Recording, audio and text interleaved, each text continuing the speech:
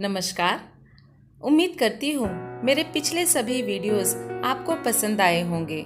अगर आप सभी को मेरा यह वीडियो पसंद आया हो तो आप मेरे वीडियोस को लाइक करें, शेयर करें और हाँ, मेरे चैनल को सब्सक्राइब करना ना भूलें। बेल आइकन को भी ज़रूर प्रेस करें ताकि जब भी मैं वीडियो अपलोड करूँ तो आपके पास सबसे पहले पहुँच जाए।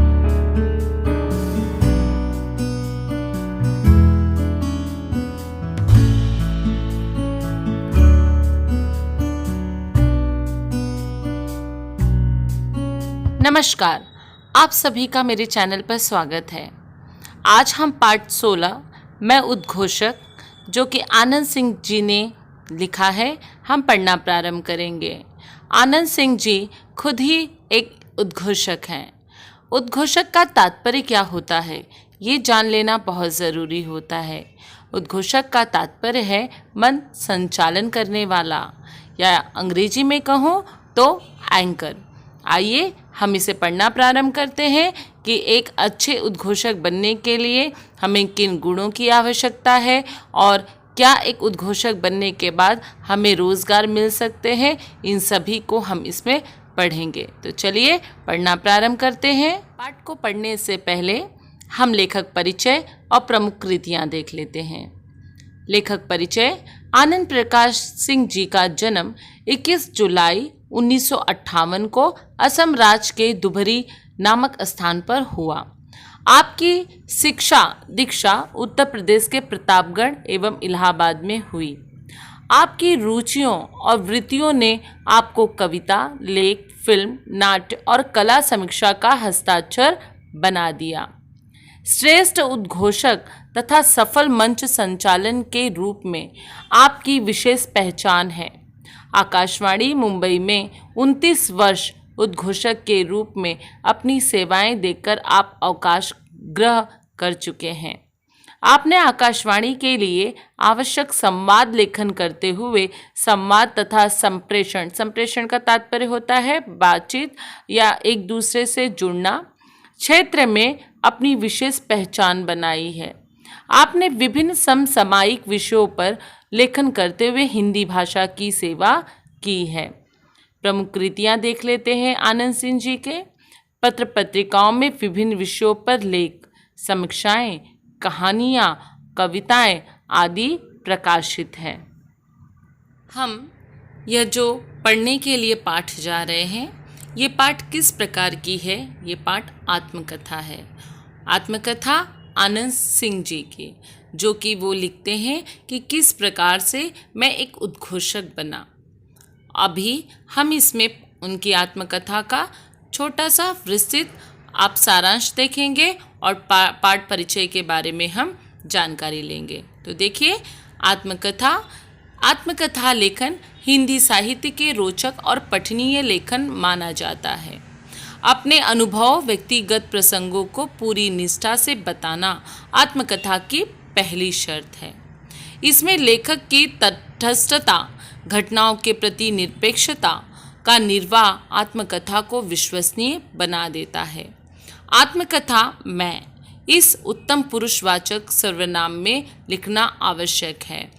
जैसे कि हम जानते हैं कि जब हम कोई आत्मकथा लिखते हैं तो उस आत्मकथा में मैं जो आपको शब्द दिया गया है उसका प्रयोग करना बहुत ज़रूरी है, तभी वो आत्मकथा मानी जाती है। यानी आत्मकथा प्रारंभ में ही मैं का शुरुआत किया जाता है। आगे देखिए पाठ परिचय। यहाँ सूत्र संचालन की प्रस्तुति आत्मकथा के रूप में की गई है। प्रस्तुत पाठ में लेखक ने सफल उद्घोषक अथवा मंच संचालन बनने के लिए आवश्यक गुणों का उल्लेख किया है। लेखक का मानना है कि कार्यक्रम की सफलता मंच संचालन के आकर्षक और उत्तम संचालन पर निर्भर करती है। संचालक की सूझबूझ, समय सूचता, हाजिर जवाबी और भाषा प्रभुत्व समारोह के नए आयाम प्रदान करते हैं। वर्तमान काल में मंच अथवा सूत्र संचालन कार्य अपने आप में महत्वपूर्ण कार्य के रूप में प्रसिद्ध हो गया है। यहाँ पर कह रहे हैं कि मन संचालन करने वाला सभी को अपनी तरफ आकर्षित कर लेता है, सभी को अपने शब्दों के बाणों में बांध कर रख देता है। इसके लिए भाषा का ज्ञान होना बहुत ज़रूरी है। आइए परिच्छेद को पढ़ना प्रारंभ करते हैं। स्क्रीन पर ध्यान दीजिए। अब हम आनंद सिंह जी के आत्मकथा पढ़ने जा रहे हैं कि मैं उद्घोषक में उन्होंने क्या लिखा है और आपको क्या बताने की कोशिश कर रहे हैं। चलिए मैं पढ़ना प्रारंभ करती हूँ, ध्यान दीजिएगा। मैं उद्घोषक हूँ। उद्घोषक यानी मन संचालन करने वाला। उद्घोषक के पर्यायवाची का तात्पर्य है समानार्थी। शब्द के रूप में मंच, संचालन और अंग्रेजी में कहूँ तो एंकर हूँ। मंच संचालक, श्रोता और वक्ता को जोड़ने वाली कड़ी है। मैं उसी कड़ी का काम करता हूँ। इसके लिए मेरी कई नामचीन व्यक्तियों द्वारा भूरी भूरी प्रशंसा की गई है।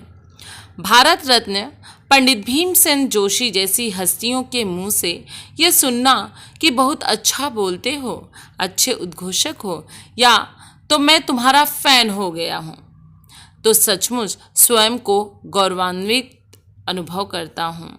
इसमें आनंद सिंह जी बता रहे हैं कि मन संचालन जो है वो श्रोता को बांध कर रखता है, यानी जो वक्ता है वो इसे जोड़ने का कार्य करता है।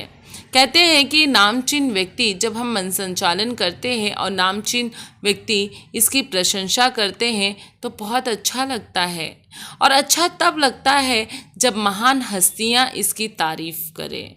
तो कहते हैं कि ऐसा अनुभव होता है कि गर्व से हमारा सीना जो है वो पूरी तरह से फूल जाता है, हमें काफ़ी खुशी महसूस होती है। और जब ये कोई कह दे कि हम तो तुम्हारे फ़ैन हो गए हैं, तब तो क्या बात है। आगे देखिए, किसी भी कार्यक्रम में मन संचालन का बहुत अहम भूमिका होती है। वही सभा की शुरुआत करता है। आयोजकों को तथा अतिथियों को वही मंच पर आमंत्रित करता है। वही अपनी आवाज़, सहज और हास्य प्रसंगों तथा काव्य पंक्तियों के कार्यक्रम की सफलता निर्धारित करता है। मैंने कई बार इस महत्वपूर्ण भूमिका का निर्वाह अत्यंत सफलतापूर्वक किया है, लेकिन यह सब यूँ अचानक नहीं हो गया। मैंने भी इसके लिए बहुत पापड़ बेले हैं। आरंभिक दिनों में मैं भी मंच पर जाते घबराता था। माइक मुझे सांप के फन की तरह नजर आता था। दिल जोर जोर से धड़कने लगता था। कह रहे हैं आनंद जी कि मन संचालन की भूमिका निभाना कोई आसान बात नहीं है। इसमें अतिथियों को आमंत्रित करना और अपनी आवाज़ के माध्यम से, चुटकुलों के माध्यम से, काव्य पंक्तियों के माध्यम से मंच को, कार्यक्रम को पूरी तरह सफल बनाना। कहते हैं मैंने ये भूमिका यूं ही नहीं पाली। इसके लिए मुझे काफ़ी मेहनत करने पड़े, काफ़ी पापड़ बेलने पड़े। कहते हैं कि आरंभिक समय में माइक को देखकर ही मैं डर जाता था। अक्सर हमारे साथ भी ऐसा होता है कि हम अपने दोस्तों के बीच में तो बहुत बड़ी बड़ी बातें करते हैं, लेकिन अगर हमें मंच प्रदान कर दिया जाए तो वहाँ पर बोलने के लिए हमें 100 बार सोचना पड़ता है और कभी कभी माइक को देखकर डर जाते हैं। एक्चुअली मैं कहूँ तो माइक को देखकर आप डरते नहीं हैं, जो वहाँ पर भीड़ बैठी हुई रहती है आप उसे देखकर डर जाते हैं कि मैं इनके समक्ष क्या बोलूँ, शब्द तो मुख से निकल ही नहीं रहे हैं। बच्चों, अक्सर ऐसा होता है, मैं आपको एक उदाहरण भी समझा दूँ कि आप क्लास में जब अपने मित्रों के साथ, अपने दोस्तों के साथ में बैठे होते हैं और क्लास में आप काफ़ी बातें करते हैं और शिक्षक आपको बार बार चुप रहने की हिदायत देता है। जब आप चुप नहीं होते हो तो उस दौर पे शिक्षक थक हार कर आपको, जहाँ पर वो पढ़ा रहा है वो शिक्षक का मंच है, उस मंच पर बुलाता है और ये कहता है कि मैंने अभी जो आपको पढ़ाया है पूरी कक्षा को पढ़ाइए। उस समय आपके मुख से एक शब्द नहीं निकलता। ये क्यों नहीं निकलता है? क्योंकि आप उस भीड़ को देखकर डर गए हो, आप उस मंच से डर गए हो। तब आपको लगता है कि ये काम आसान नहीं है, इसके लिए तो माहिर होना पड़ेगा। तब आपको समझ में आता है कि मंच पर जो संचालन कर रहा है या मंच पर जो वक्ता बोल रहा है, ये कार्य इतना भी आसान नहीं है। तो यहाँ पर भी आनंद सिंह जी वही बता रहे हैं कि माइक जो है जब मैं पकड़ता था तो मुझे ऐसा लगता था कि जैसे वो फन नज़र आ रहा है। कहते हैं दिल भी बहुत ज़ोर ज़ोर से धड़कने लगता था, जैसे कि जब आपको मंच पे खड़ा किया जाएगा तो आपका भी दिल यूं ही ज़ोर से धड़केगा। मुझे याद आगे है, देखिए, तब मैं 9वीं कक्षा का छात्र था। विद्यालय के प्रांगण में, प्रांगण का तात्पर्य है यहाँ पर मैदान को, यानी विद्यालय का जो मैदान होता है उसे प्रांगण कहते हैं। गांधी जयंती का आयोजन किया गया था। मुझे भी भाषण देने के लिए चुना गया।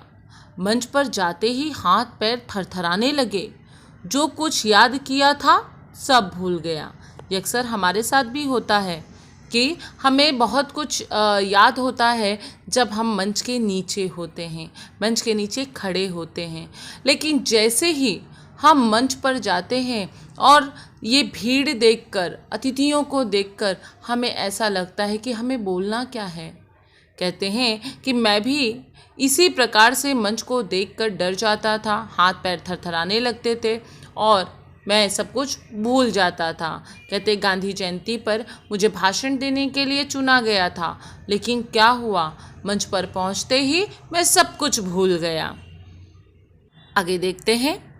कुछ पल के लिए जैसे होश ही खो बैठा हूँ, पर फिर खुद को संभाला। महान व्यक्तियों के आरंभिक जीवन के प्रसंगों को याद किया। किस तरह कुछ नेता हकलाते थे, कुछ कांपते थे, पर बाद में कुशल वक्ता बने। ये बातें याद आते ही हिम्मत जुटाकर मैंने बोलना शुरू किया और बोलता ही गया।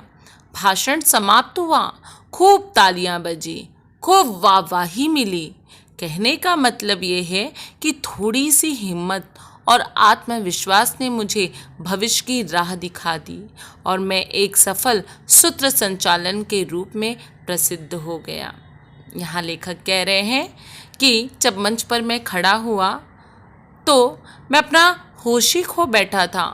फिर मैंने अपने आप को संभाला और मैं उन महान नेताओं को याद करने लगा जिन्होंने अपने आरंभिक जीवन में हकलाते थे, लेकिन इसके बाद में उनके बोलने में एक कुशल वक्ता के रूप में वो साबित हुए। कहते हैं फिर क्या था, मैंने भी हिम्मत जुटा ली और फिर मैंने जो भाषण दिया, खूब तालियां बजी। तालियां बजती तो थी, लेकिन इसके साथ में मुझे हिम्मत भी मिली और मेरे अंदर आत्मविश्वास भी आया। और फिर क्या था, मैं एक अच्छा सूत्र संचालन के रूप में प्रसिद्ध हो गया। सूत्र संचालन के मुख्य निम्न प्रकार हैं। देखिए क्या कह रहे हैं। शासकीय कार्यक्रम का सूत्र संचालन, दूरदर्शन हेतु सूत्र संचालन, रेडियो हेतु सूत्र संचालन, राजनीतिक, सामाजिक तथा सांस्कृतिक कार्यक्रमों का सूत्र संचालन, यानी हम किस प्रकार से संचालन कर सकते हैं, शासकीय तरीके से कर सकते हैं, रेडियो का संचालन कर सकते हैं, राजनीति का संचालन कर सकते हैं, सामाजिक और सांस्कृतिक। आप जैसे देखते हो गणपति में संचालन किया जाता है, या शिक्षक दिवस पर आप देखते हो वहाँ पर संचालन होता है, या कोई भी कार्यक्रम होता है आपके कॉलेज में तो वहाँ पर जो एंकरिंग किया जाता है, जो मंच का संचालन किया जाता है, वो किस तरीके से भीड़ को बांध कर रखता है, ये बहुत महत्वपूर्ण हो जाता है। आगे देखिए, पढ़ना प्रारंभ कर रही हूँ। शासकीय एवं राजनीतिक कार्यक्रम का सूत्र संचालन। शासकीय एवं राजनीतिक समारोह के सूत्र संचालन में प्रोटोकॉल का बहुत ध्यान रखना पड़ता है। पर्दों के अनुसार नामों की सूची बनानी पड़ती है, किसका किसके हाथों सत्कार करना है, इसकी योजना बनानी पड़ती है। इस प्रकार का सूत्र संचालन करते समय अति अलंकारिक भाषा के प्रयोग से बचना चाहिए। देखिए, जब आप शासकीय या राजनीतिक कार्यक्रम का सूत्र संचालन कर रहे हैं तो लेखक यहाँ बता रहे हैं आपको इस प्रोटोकॉल को बहुत ध्यान में रखना पड़ेगा, यानी इस बात को बहुत ध्यान में रखना पड़ेगा कि अगर आप या राजनीतिक कार्यक्रम में संचालन कर रहे हैं तो आप सबसे पहले एक सूची बना लें कि मुझे किन किन को किसके हाथों से सत्कार करना है, यानी किसके हाथ से किसको गुलदस्ता देना है, किस प्रकार से सम्मान करना है, कौन सम्मान करेगा, इन सारी चीज़ों को आपको ध्यान रखना है। और हाँ, भाषा का जो चयन करे वो बहुत उच्च करे, गलत भाषा का प्रयोग बिल्कुल ना करें। तो कह रहे हैं इन सभी चीज़ों का हमें ध्यान देने की आवश्यकता है। अब तो हमने बात कर ली राजनीति की। अब हम ये देखते हैं कि दूरदर्शन रेडियो कार्यक्रम का सूत्र संचालन कैसे करें। हमें टीवी पर आना बहुत पसंद होता है। हम हमेशा यही चाहते हैं कि दुनिया हमें जाने। तो दुनिया हमें किस प्रकार से जाने और इसका सूत्र संचालन हम किस प्रकार से करें, आइए पढ़ते हैं। दूरदर्शन अथवा रेडियो पर प्रसारित किए जाने वाले कार्यक्रम समारोह की संपूर्ण जानकारी होनी चाहिए। यानी आप जो कार्यक्रम को पेश कर रहे हैं उसकी पूरी जानकारी आपको होनी चाहिए। बिना जानकारी के आप कभी भी सूत्र संचालन नहीं कर सकते। कार्यक्रम की संहिता लिखकर तैयार करनी चाहिए, यानी कार्यक्रम की किस प्रकार से हमें उसे पेश करना है, इन सभी की सूची आपको बनाकर लिख लेना है। इसके पश्चात कार्यक्रम प्रारंभ करना चाहिए और धीरे धीरे उसका विकास करते जाना चाहिए। भाषा का प्रयोग कार्यक्रम और प्रसंगानुसार किया जाना चाहिए। रोचकता और विभिन्न संदर्भों का समावेश कार्यक्रम में चार चांद लगा देता है। यहाँ लेखक कह रहे हैं आपको इस बात पर विशेष ध्यान देना है कि आप जब कार्यक्रम को प्रारंभ करें तो उसका विकास भी आप धीरे धीरे करें और अपनी भाषा के प्रयोग से आप लोगों को बांध कर रखें। और कह रहे हैं कि भाषा की रोचकता जो है वो आपके कार्यक्रम में चार चांद लगा देगा। आपकी भाषाओं से आपका कार्यक्रम बहुत अच्छा चलने लगेगा। अक्सर आपने देखा होगा कि जब टीवी पर कोई संचालन करता है, जैसे आपने देखा होगा कि फिल्म फेयर अवार्ड होता है, तो वहाँ देखिए लोग हंसाने की बातें करते हैं, फिर संचालन करते हैं, फिर थोड़ी सभ्यता की बातें करते हैं। तो इससे क्या होता है कि पाठक गण को बांधकर रख दिया जाता है। तो ऐसे ही आपको करना है। और अक्सर आपने रेडियो पर देखा भी होगा कि बहुत अच्छा संचालन किया जाता है। और कहीं दूर मत जाइए, आजकल तो दूरदर्शन कोई देखता नहीं है। ये जो युवा पीढ़ी आ रही है, ये दूरदर्शन चैनल क्या है उसे तो मुझे नहीं लगता है कि अक्सर लोग देखते होंगे। लेकिन ज़रा देखिए, और पुराना जो आप अगर पुराने दूरदर्शन को जो चैनल है पहले चलता था, आप उनको देखिए, उनका जो संचालन करने का तरीका है वो बहुत ही उम्दनी है। उनकी तारीफ अगर मैं देखिए फेसबुक में ये दिया गया है, जहाँ पर लेखक ने बताया कि सूत्र संचालन के जो चरण, जो बिंदुएं हैं वो कौन कौन से होने चाहिए। आप एक अच्छे संचालन, आप एक अच्छे एंकर कैसे बन सकते हैं, तो इन बिंदुओं पर आपको ध्यान देना है। श्रोतागण वंदन, स्वयं का परिचय, स्वागत। श्रोतागण का सबसे पहले क्या कीजिए, उनको नमन कीजिए और अपना परिचय दीजिए और फिर उनका स्वागत कीजिए। मंच पर उपस्थित महानुभावों को आदरपूर्वक सम्मान दीजिए। पहले मंच पर उपस्थित जो भी महाअनुभव हैं उनका आदरपूर्वक स्वागत कीजिए, उनका सम्मान कीजिए। सकारात्मक अभिप्राय दीजिए।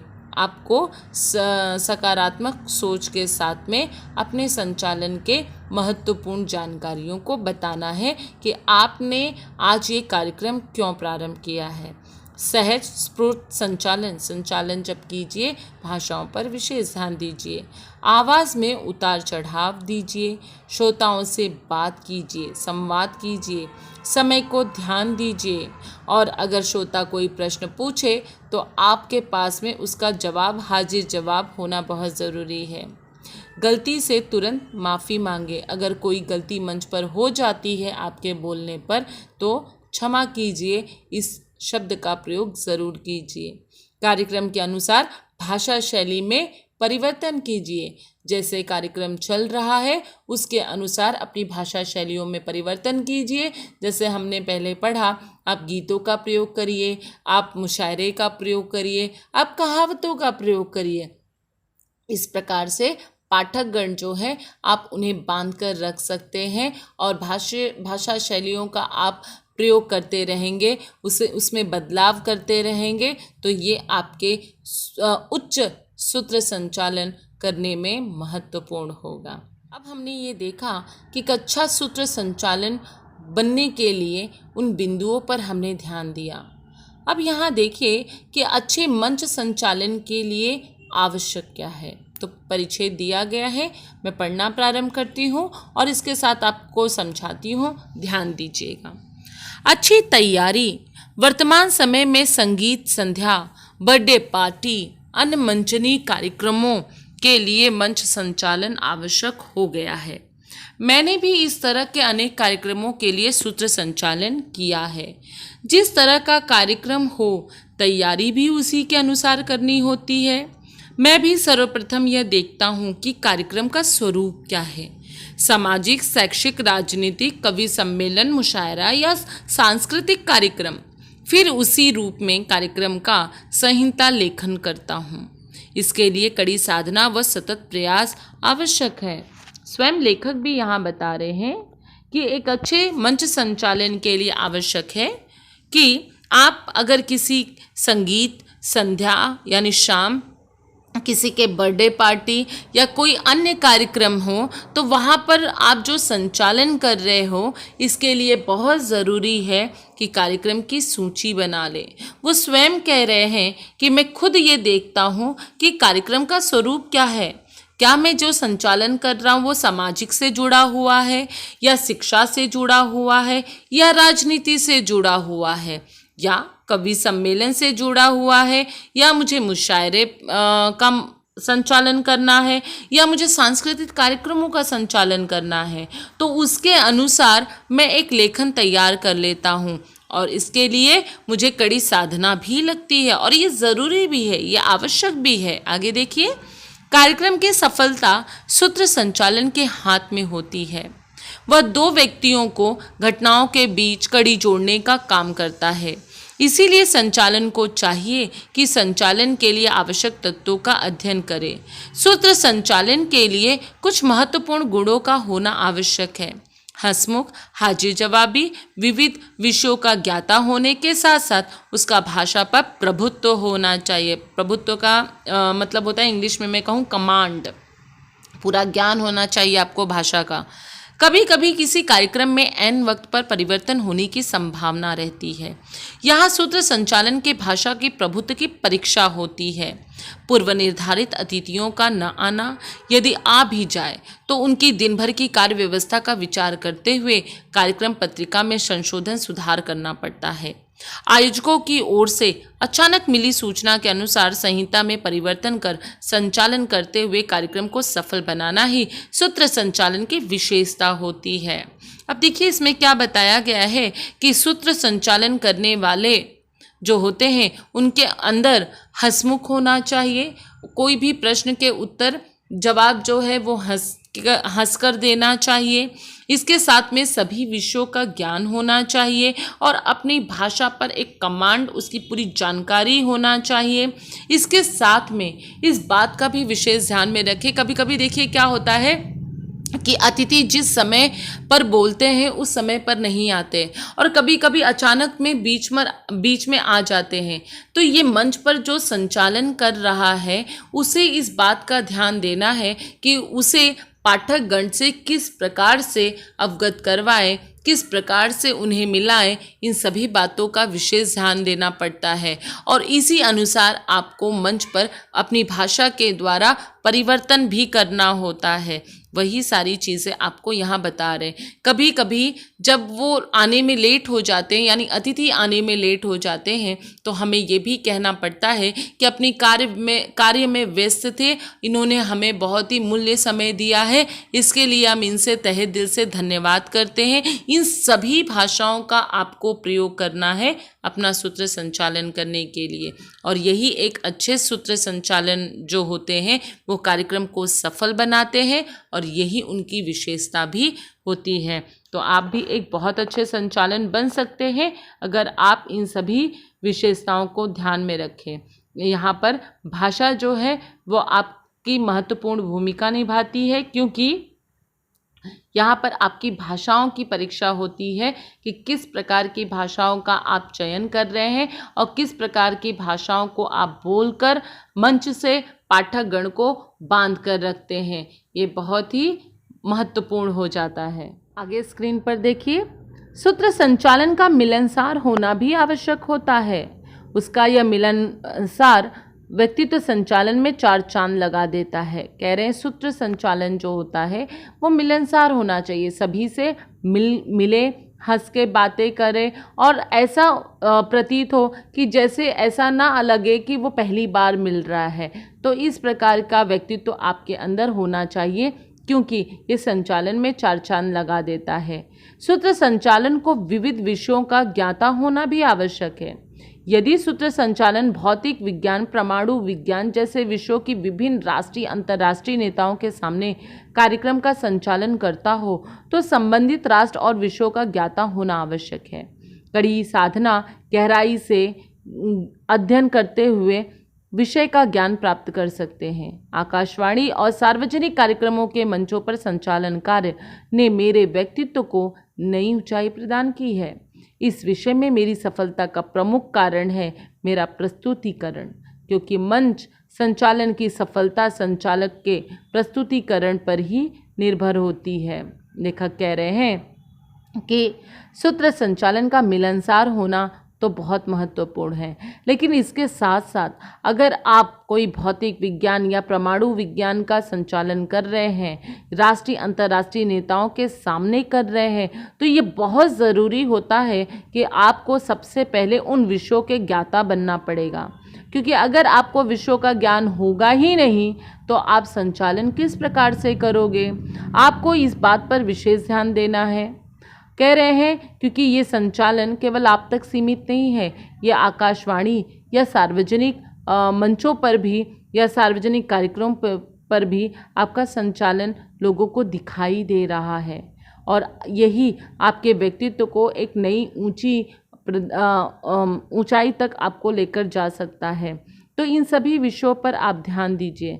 लेखक स्वयं कह रहे हैं कि मेरी सफलता का भी यही कारण है कि मैं जो संचालन यानी जो प्रस्तुतिकरण करता हूँ वो काफ़ी अच्छा होता है, और कहते हैं यही सूत्र संचालन पर भी निर्भर होता है। आगे देखिए, मैं इस बात का ध्यान रखता हूँ कि कार्यक्रम कोई भी हो, मंच की गरिमा बनी रहे। मंचीय आयोजन में मंच के आने वाला पहला व्यक्ति संचालन ही होता है। एंकर, उद्घोषक का व्यक्तित्व दर्शक की पहली नज़र में ही सामने आता है, अतएव उसकी परिधान, वेशभूषा, केश सज्जा इत्यादि सहज व गर्मामयी होनी चाहिए। उद्घोषक या एंकर के रूप में जब वह मंच पर होता है तो उसका व्यक्तित्व और उसका आत्मविश्वास ही उसके शब्दों को उतरकर श्रोता तक पहुंचता है। कहते हैं इस बात का विशेष ध्यान रखिए कि जब आप मंच पर संचालन कर रहे हैं तो आपका पहनावा भी बहुत ज़रूरी हो जाता है। आपके बालों से लेकर आपके पहनने ओढ़ने यानी वेशभूषा से लेकर आपके खड़े रहने से लेकर किस प्रकार से आप लोगों को आकर्षित कर सकते हैं, इन सभी चीज़ों पर आपको ध्यान देना है। और ज़रूरी है कि आपका स्वयं पर आत्मविश्वास होना, क्योंकि अगर आपका स्वयं पर आत्मविश्वास होगा तो आपका यही आत्मविश्वास श्रोता तक जरूर पहुंचेगा। अब हम आगे की स्लाइड देख लेते हैं। सतर्कता, सहजता और उत्साहवर्धक उसके मुख्य गुण हैं। मेरे कार्यक्रम का आरंभ जिज्ञासा भरा होता है। बीच बीच में प्रसंगानुसार कोई रोचक दृष्टांत, शेरो शायरी या कविता के अंश का प्रयोग करता हूँ। जैसे एक कार्यक्रम में वक्ता महिलाओं की तुलना गुलाब से करते हुए कह रहे थे कि महिलाएं बोलती भी ज़्यादा हैं और हंसती भी ज़्यादा हैं, बिल्कुल खिले गुलाबों की तरह वगैरह। जब उनका वक्तव्य खत्म हुआ तो मैंने उन्हें धन्यवाद देते हुए कहा कि सर, आपने कहा कि महिलाएं हंसती बोलती बहुत ज़्यादा हैं, तो इस पर मैं महिलाओं की तरफ से कहना चाहूँगा कि हर शब्द में अर्थ छिपा होता है, हर अर्थ में फ़क्र छुपा होता है। लोग कहते हैं कि हम हंसते और बोलते हुए ज़्यादा हैं, पर ज़्यादा हंसने वालों के दिल में भी दर्द छुपा हुआ होता है। मेरी इस बात पर इतनी तालियां बजी कि बस महिलाएं तो मेरी प्रशंसक हो गई। कार्यक्रम के बाद उन वक्ताओं ने मेरी पीठ थपथपाते हुए कहा, बहुत बढ़िया बोलते हो। संक्षेप में कोई सहज हास्य से भरा चुटकुला या कोई प्रसंग सुना देता हूँ तो कार्यक्रम बोझिल नहीं होता है, उनकी रोचकता बनी रहती है। बच्चों, यहाँ पर आपको ये बताया जा रहा है कि जब आप मंच संचालन करें तो शेर व शायरी का विशेष ध्यान में रखें। इसके साथ जैसे इन्होंने बताया है कि महिलाओं के बारे में चर्चा हो रही थी, बात हो रही थी और किसी महोदय ने ये कह दिया कि महिलाएं बहुत ज़्यादा बोलती हैं और हंसती भी ज़्यादा है। इस बात को वक्ता को विशेष रूप से ध्यान देना है कि महिलाओं को बुरा भी न लगे। और यहाँ पर मंच संचालन के रूप में आनंद सिंह ने ठीक वैसे ही किया। वक्ता के बोलने पर ख़त्म होने के बाद उन्होंने उन्हें धन्यवाद देते हुए महिलाओं पर एक शेरो शायरी कर दी और जिससे महिलाओं को भी काफ़ी अच्छा लगा और बैठे हुए जो पाठकगण थे उन्हें भी बहुत पसंद आया और उन्होंने उनका पीठ थपथपाते हुए कहा कि बहुत बढ़िया बोलते हो। देखिए, हास्य, चुटकुला, अगर ये सारी चीज़ों का समावेश आप मंच संचालन में करेंगे तो ये कार्यक्रम जो है वो बहुत रोचकता ला देती है पाठकगण के अंदर।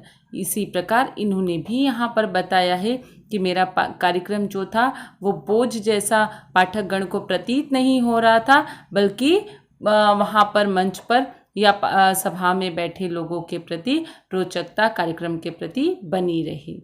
आगे देखिए, विभिन्न विषयों का ज्ञान होना जरूरी है, कार्यक्रम कोई भी हो। भाषा का समयानुकूल प्रयोग कार्यक्रम की गरिमा बढ़ा देता है। इसके लिए आपका निरंतर पढ़ते रहना आवश्यक है। मैं भी जब छोटा था तो शाम के समय नगर वाचनालय में जाता था। चंपक नंदन, बाल भारती और चंदा मामा जैसी पत्रिकाएं पढ़ता था। यहाँ पर लेखक आपको बता रहे हैं कि मन संचालन करने के लिए बहुत ज़रूरी है कि आपके ज्ञान में वृद्धि हो, आपको हर विषयों का ज्ञान हो। इस ज्ञान को आगे बढ़ाने के लिए ज़रूरी है कि आप पुस्तकों को पढ़ें, आप पेपर को पढ़ें, क्योंकि उसी से आपकी भाषा जो है वो बहुत अच्छी हो जाती है।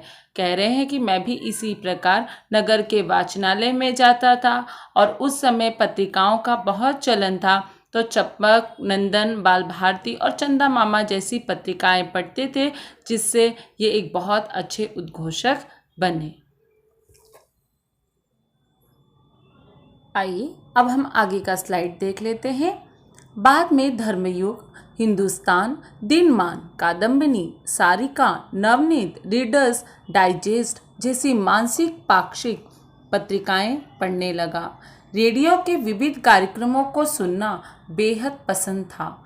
ये सारी बातें कहीं न कहीं प्रेरणादायक रही और सूत्र संचालन का आधार स्तंभ बनी रही। मैं उद्घोषक मंच संचालन की भूमिका पूरी निष्ठा से निभाता रहा और श्रोताओं ने मुझे आपा स्नेह और यश से समृद्ध किया। किंग ऑफ वॉइस, संस्कृत शिरोमणि, अखिल आकाशवाणी जैसे अनेक पुरस्कारों से सम्मानित किया गया। मैं भी विज्ञापन देखकर आकाशवाणी जैसे अनेक पुरस्कारों से सम्मानित किया गया हूँ। मैंने भी विज्ञापन देखकर रेडियो उद्घोषक पद हेतु आवेदन किया था। 29 वर्ष तक मैंने वहाँ अपनी सेवाएं प्रदान की। इसका मुझे गर्व है। मैं उद्घोषक हूँ, शब्दों की दुनिया में रहता हूँ। जब रेडियो से बोलता हूँ तो हर घर, सड़क दर सड़क, गली गली में सुनाई पड़ता हूँ। तब मेरी कोई सूरत नहीं होती, मेरा कोई चेहरा भी नहीं होता, लेकिन मैं हवाओं की पालकी पे सवार दूर गांव तक पहुँच जाता हूँ। जब एंकर बन जाता हूँ तो अपने दर्शकों के दिल को छू लेता हूँ। आप मुझे आवाज़ के पर्दे पर देखते हैं, मैं उद्घोषक हूँ, मैं एंकर हूँ। बहुत सुंदर। यहाँ पर लेखक आपको यही बता रहे हैं कि एक अच्छे मन संचालन बनने के लिए आपको काफ़ी मेहनत करनी पड़ेगी। कह रहे हैं, जैसे हमने पिछले स्लाइड में भी पढ़ा कि उन्होंने उतनी पत्रिकाओं को पढ़ा, लेकिन इसके अतिरिक्त भी इन्होंने धर्मयुग, हिंदुस्तान, दिनमान, कादम्बरी ऐसी पत्रिकाओं को पढ़ा इन्होंने और अपने ज्ञान में इन्होंने काफ़ी वृद्धि की। रेडियो में इनकी आवाज़ को एक उद्घोषक के रूप में, एक मन संचालक के रूप में लोग सुनते हैं और पसंद भी करते हैं। आप भी एक अच्छे मन संचालन बन सकते हैं अगर आप इन्हीं सभी गुणों को अपने अंदर विद्यमान कर लें। कहते हैं कि मन संचालन का कोई चेहरा दिखाई नहीं देता रेडियो पर, लेकिन हाँ, सड़क पर, गली गली में, गांव गांव में मेरी कोई सूरत दिखाई तो नहीं देती, लेकिन मेरी आवाज़ हर एक कोने में गूंजती है। मुझे आज इस बात का बहुत गर्व है कि मैं लोगों का दिल छू लेता हूँ केवल अपनी आवाज़ से। कह रहे मुझे इस बात का बहुत गर्व है कि मैं भले पर्दे पर दिखाई न दूँ, लेकिन मेरी आवाज़ लोग काफ़ी पसंद करते हैं। हाँ, मैं एक उद्घोषक हूँ। हाँ, मैं एक एंकर हूँ। मुझे अपनी आवाज़ पर और अपने मन संचालन करने की तकनीकी पर काफ़ी गर्व है। 29 वर्ष की आयु में इन्होंने ये सेवाएं की और इन्हें काफ़ी पुरस्कारों से सम्मानित भी किया गया। इसका इन्हें काफ़ी गर्व है। आगे देखिए, अब मन संचालन करने के पश्चात आपके मन में ये सवाल हो रहा होगा, क्या इसके रोज़गार के अवसर है? तो जवाब है हाँ। देखिए, लेखक भी आपको इसी बात से अवगत करवाते हैं, क्योंकि आनंद सिंह जी खुद एक बहुत अच्छे मन संचालन है और जब आप उनसे कभी मौका मिलेगा बात करने का, तो आप उनकी जब आवाज़ सुनेंगे तो उनकी आवाज़ में एक मिठास है। आगे देखिए, इस क्षेत्र में भी रोज़गार की भरपूर संभावनाएं हैं। इसमें आप नाम दाम दोनों कमा सकते हैं। कह रहे हैं कि यहाँ पर रोज़गार के भरपूर आपको संभावनाएं मिलती हैं। आप नाम के साथ में पैसे भी कमा सकते हैं। मुझे भाषा की गहराई से अध्ययन करना पड़ा है, लेकिन इसके लिए बहुत ज़रूरी है कि आपको भाषा का ज्ञान हो। अगर आप अंग्रेज़ी में कर रहे हैं संचालन, या आप हिंदी में कर रहे हैं, या आप मराठी में कर रहे हैं, तो इसके लिए बहुत ज़रूरी है बच्चों कि आपको भाषा का बहुत गहराई से अध्ययन करना पड़ेगा। इसका ज्ञान होना बहुत ज़रूरी है। लोग भले ही कहें कि भाषा का अध्ययन क्यों करें, क्या इसे रोज़गार मिलता है, पर आज तक के अपने अनुभव से कहना चाहता हूँ कि भाषा का विद्यार्थी कभी बेकार नहीं रहता। बहुत सुंदर बात कहते हैं कि किसी भी भाषा को सीखने के लिए ये ज़रूरी नहीं है कि उस भाषा से आपको कोई रोज़गार नहीं मिलेगा, और कभी वो बेकार भी नहीं जाता। हर भाषा आपको कभी ना कभी अच्छे मुकाम तक ज़रूर पहुंचा देता है। सूत्र संचालन में भी भाषा का महत्वपूर्ण भूमिका है। भाषा की शुद्धता, शब्दों का चयन, उनका उचित प्रयोग किसी प्रख्यात साहित्यकार या व्यक्तित्व के कथन का उल्लेख कार्यक्रम को प्रभावशाली और हृदय स्पर्शी बना देता है।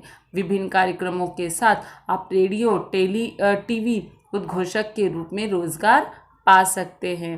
कह रहे हैं कि बहुत ज़रूरी है भाषा की शुद्धता रखिए, और जब आपकी भाषा का चयन कर रहे हैं उस पर विशेष ध्यान दीजिए।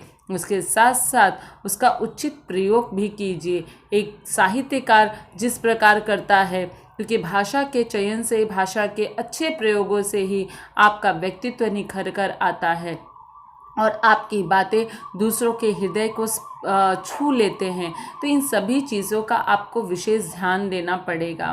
कह रहे हैं कि आप टीवी पर और रेडियो पर, दोनों जगह पर आप रोज़गार पा सकते हो।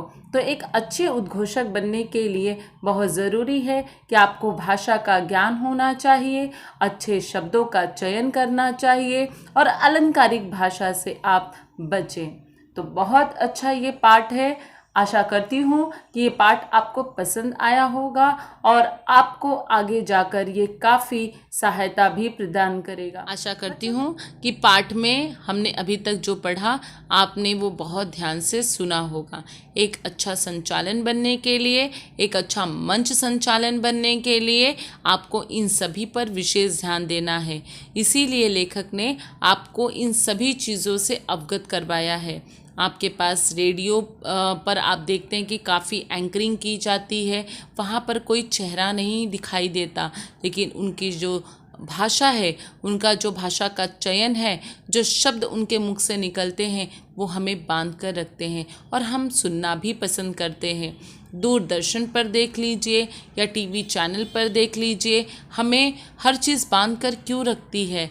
इसलिए क्योंकि उनकी भाषा का जो शैली का प्रयोग किया गया है वो हमें सुनने में अच्छा लगता है। मैं भी आशा करती हूँ कि आप में से जो भी इस वीडियो को देखेगा, कोई ना कोई एक सूत्र संचालन, एक मंच संचालन बहुत अच्छा साबित होगा इसे पढ़ने पर। आइए अब हम ये देख लेते हैं कि स्वाध्याय। तो आप अपने समक्ष स्वाध्याय देख रहे हैं। पाठ पर आधारित जो प्रश्न आपको दिए गए हैं और उसके उत्तर भी मैंने यहाँ पर लिख दिए हैं, तो आप इसे देखकर लिख लीजिएगा। सूत्र संचालन के कारण कार्यक्रम में 4 चांद लगते हैं, इसे स्पष्ट कीजिए। तो उत्तर आपके समक्ष है, आप देखकर लिख लीजिएगा। दूसरा प्रश्न देख लीजिए। उत्तम मंच संचालन बनने के लिए आवश्यक गुण विस्तार से लिखिए। तो विस्तार से लिख दिया गया है, इसे देखकर अपनी नोटबुक में लिख लीजिएगा। सूत्र संचालन के विविध प्रकारों पर प्रकाश डालिए। यह आपका तीसरा प्रश्न है, तो इसके भी उत्तर मैंने लिख दिए हैं, ध्यान से देखकर लिख लीजिएगा। ये आपके पाठ्यपुस्तक में दिया गया है व्यवहारिक प्रयोग। तो यहाँ पर पहला प्रश्न है कि अपने कनिष्ठ महाविद्यालय में मनाए जाने वाले हिंदी दिवस समारोह का सूत्र संचालन कीजिए। तो आपके समक्ष मैंने लिख दिया है, आप इसे देखकर लिख लीजिएगा ध्यान से। आगे देखिए, इसके उत्तर निरंतर जारी है, तो आप भी इसे देखकर लिख लीजिएगा। ये आगे का स्लाइड है जो कि उत्तर दिया गया है, तो इसे भी देखकर लिख लीजिएगा। यह आपका अंतिम स्लाइड इस प्रश्न का, तो आप इसे भी देखकर ध्यानपूर्वक लिख लीजिएगा। यह आपका दूसरा प्रश्न है कि शहर के प्रसिद्ध संगीत महोत्सव का संचालन कीजिए। तो आप अपने समक्ष देख रहे हैं, उत्तर मैंने लिख दिया है, तो इसे देखकर आप अपने नोटबुक में लिख लीजिएगा। इसके बाद में ये निरंतर जारी है, तो इसे भी देखिएगा और पढ़िएगा कि किस प्रकार से हम संचालन, एक अच्छा मंच संचालन कर सकते हैं। इसके बाद में ये तीसरी स्लाइड है जो कंटिन्यू होते जा रही है, ये भी देखिएगा किस प्रकार से लिखा गया है, ये संवाद किस प्रकार से बताया जा रहा है। फिर इसके बाद ये भी स्लाइड देख लीजिएगा, कंटिन्यू है, तो इसे भी देखकर अपनी नोटबुक में लिख लीजिएगा। फिर इसके बाद ये लास्ट आपका ख़त्म हो गया ये स्लाइड, यानी यहाँ पर आप मंच संचालन को विराम दिया गया है, तो इसे देखकर नोटबुक में ध्यान से लिख लीजिएगा। बच्चों, अक्सर मुझे कमेंट्स आते हैं कि मैडम स्वाध्याय कहाँ है। पाठ को पढ़ाने के बाद में अंतिम में मैं अपने वीडियो में स्लाइड में असाइनमेंट डाल देती हूँ, स्वाध्याय डाल देती हूँ, तो आप उसे देखकर लिख लीजिएगा। मैं एक्स्ट्रा भी स्वाध्याय ऐड करने की कोशिश करती हूँ कि जितना आप प्रैक्टिस करोगे आपका ज्ञान उतना ही बढ़ेगा। मैं डॉक्टर निशा मिश्रा आप सभी से अलविदा लेती हूँ, फिर मिलती हूँ आपको नए वीडियो के साथ। तब तक जय भारत, जय हिंद, स्वस्थ रहें, मस्त रहें।